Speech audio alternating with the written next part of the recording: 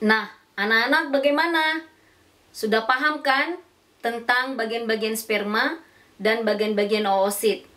Selanjutnya kita akan membahas tentang fertilisasi dan proses kehamilan. Sekarang, Ibu akan menjelaskan tentang fertilisasi. Apa itu fertilisasi?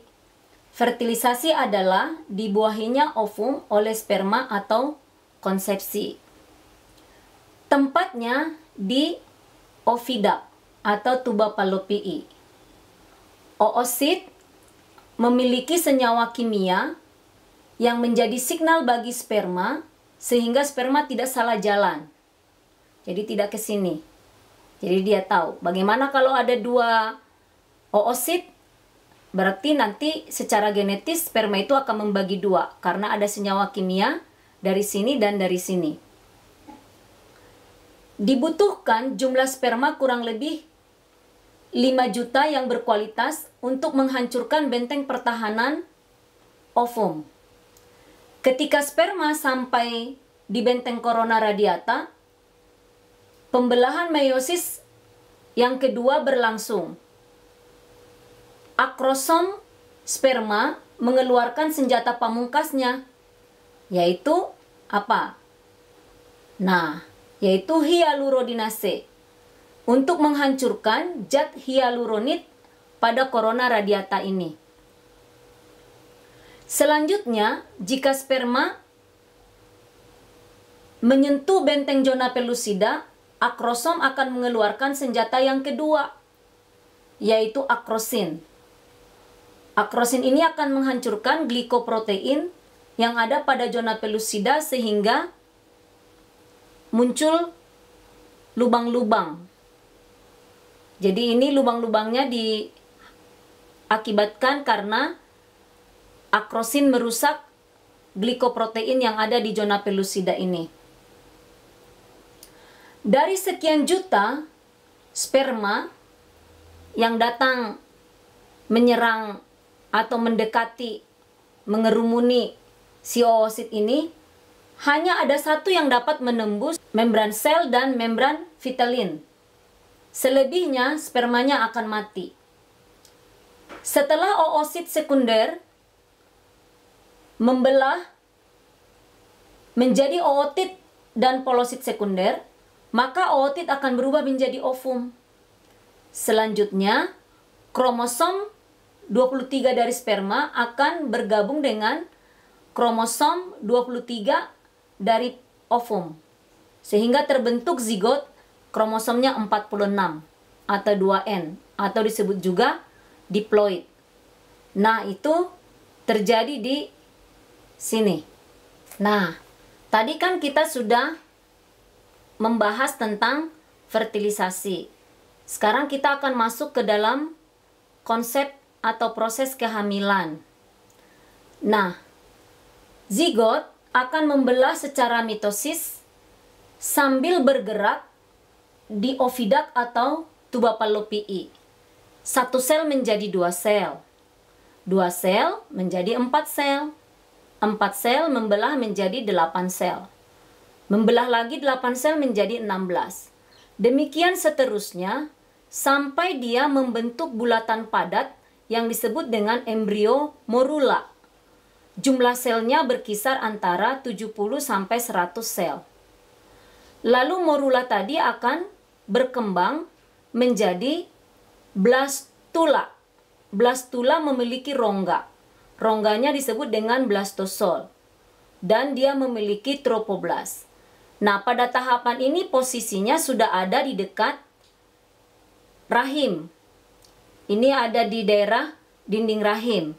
Nah, pada saat tahapan ini, blastula akan melepaskan zona pellucida dan dia akan menempel di dinding rahim dengan menggunakan tropoblast. Jaringan tropoblast itu akan menerobos dan bersatu dengan jaringan dinding rahim di sini, sehingga disebut implantasi. Nah, dalam perkembangan embrio yang berikutnya, blastula akan berubah menjadi gastrula. Setelah menempel embrio tadi di dalam dinding rahim dan terbentuk yang disebut dengan pelindung embrio yang paling luar disebut dengan horion. Horion akan menghasilkan HCG atau yang disebut dengan Human Chorionic Gonadotropin Hormone. Hormon ini dapat dideteksi oleh tes pack kehamilan. Plasenta menghasilkan hormon progesteron dan estrogen menggantikan korpus luteum yang sudah jadi korpus albikan. Progesteron dan estrogen itu untuk mempertahankan ketebalan dinding rahim. Berikutnya, selain mempertahankan dinding rahim, estrogen itu merangsang perkembangan saluran kelenjar mame. Kenapa? Karena akan dipersiapkan pembentukan ASI atau air susu ibu. Sedangkan progesteron merangsang pertumbuhan payudara dan puting susu. Nah, seperti di sini. Jadi ini adalah lapisan pelindung terluar yang disebut dengan chorion. Chorion akan membentuk plasenta. Pada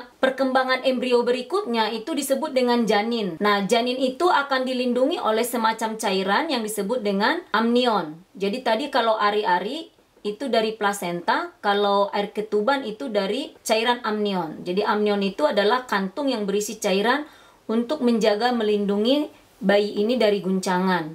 Dari chorion itu akan terbentuk juga yang disebut dengan allantois. Allantois itu di bagian tengah daripada tali pusat. Nah, ini akan berfungsi untuk sebagai alat respirasi dan saluran makanan dan juga alat ekskresi. Jadi bayi ini hidup, dia perlu bernapas, dia mendapatkan oksigen dari ibunya melalui allantois, tali pusat yang dibentuk di sini. Lalu kemudian dia mendapatkan makanan dari darah ibunya melalui allantois ini juga. Dan dia membuang hasil sisa metabolismenya itu melalui allantois ini nanti masuk ke peredaran darah ibunya. Pertumbuhan janin ini 1 bulan. Di sini dinding rahimnya lihat masih rapat. Ini ada 1 titik sekali kecil ya di rahimnya. Lalu kemudian kalau 2 bulan mulai ada rongga sedikit dan seperti ini pertumbuhan janinnya. Kita belum bisa membedakan ini janinnya manusia atau bukan. Kalau kita lihat belum berbentuk manusia.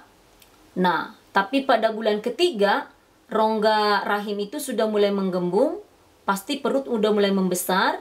Lalu kemudian di sini sudah terlihat, oh janinnya sudah seperti manusia ya.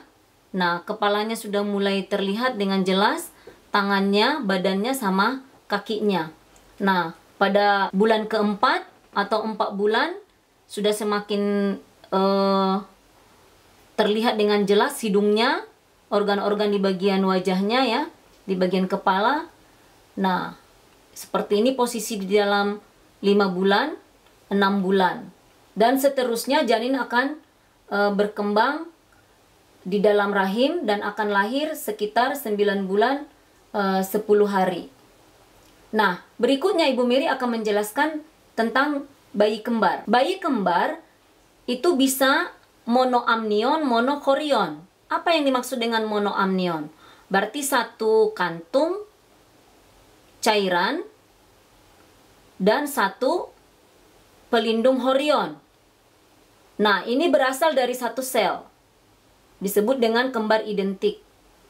Jenis kelaminnya sama. Jadi kalau ini laki-laki, ini pasti laki-laki. Kalau ini perempuan, ini pasti perempuan. Dan agak mirip. Nah, yang berikutnya adalah kembar siam. Kembar siam sama sebenarnya dengan ini. Monoamnion, 1 kantung. Monochorion, 1 pelindung terluar. Namun, pada bagian tubuh tertentu, dia menempel atau bergabung.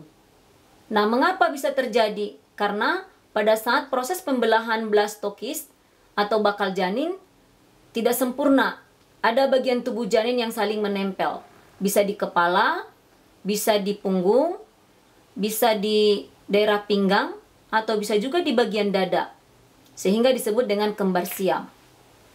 Yang berikutnya kita akan melihat kembar identik tetapi diamnion. 2 amnionnya, 2 kantung amnionnya, tetapi 1 chorionnya. Disebut dengan diamnion monochorion. Ini juga kembar identik, berasal dari 1 sel telur. Jenis kelaminnya juga sama. Yang tidak mungkin itu adalah monoamnion dichorion atau dichorion. Tidak mungkin ya. Jadi anak-anak perhatikan di sini. Dia yang memungkinkan 2 amnionnya, 1 chorionnya. Tidak mungkin 2 chorion 1 amnion. Betul ya? Coba diperhatikan ini dengan baik. Lalu yang berikutnya itu adalah kembar non-identik. Ini bisa berbeda jenis kelaminnya. Ini 2 amnion dan 2 juga chorionnya. Nah, ini pasti berasal dari 2 sel telur yang berbeda, yang masing-masing dibuahi oleh 1 sel sperma. Nah, demikianlah perbedaan daripada bayi kembar dengan non-kembar. Kembar identik dengan kembar non-identik. Kembar identik dengan kembar siam. Nah, proses melahirkan itu terjadi karena akibat estrogen dan progesteron menurun di dalam rahim si wanita yang hamil ini. Itu akan memicu laktasi. Hormon oksitosin yang dikeluarkan akan membuat dinding rahimnya berkontraksi, sehingga ada ciri-ciri untuk proses melahirkan. Dengan adanya oksitosin juga akan memberikan feedback kepada hipotalamus. Hipotalamus akan merangsang hipofisis atau kelenjar pituitari untuk menghasilkan hormon yang disebut dengan prolaktin, sehingga proses laktasi dan proses melahirkan seiring. Ketika bayinya lahir, dia bisa diinisiasi dini untuk bisa mencari puting susu ibunya dan dia memperoleh ASI atau air susu ibu, yang sangat penting untuk pertumbuhan dan daya tahan tubuh si bayi, dan juga sangat bagus untuk menjarangkan proses kelahiran bagi si ibunya, atau yang disebut dengan keluarga berencana secara alami. Oke guys, demikianlah penjelasan Ibu Mary tentang proses fertilisasi dan proses kehamilan. Kiranya bisa bermanfaat. Anak-anak tetap semangat, jaga kebersihan, sukacita, stay at home.